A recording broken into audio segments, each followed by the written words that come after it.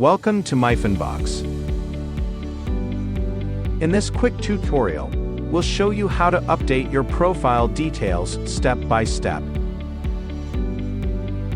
Once logged in, you'll land on your dashboard. Click on the company name at the top right of the screen. From the drop-down menu, select My Profile.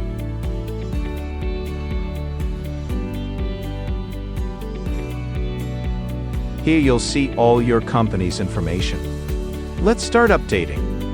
You can change your company name, email address, and username. Make sure to use the correct and official details.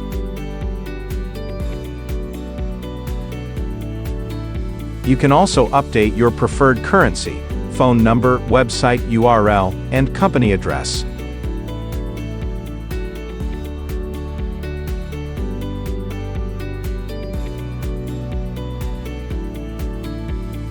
If applicable, don't forget to enter your VAT ID and tax ID.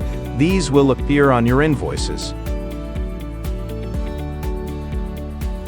Want to add a personal touch? Click on the logo space and upload your company's logo.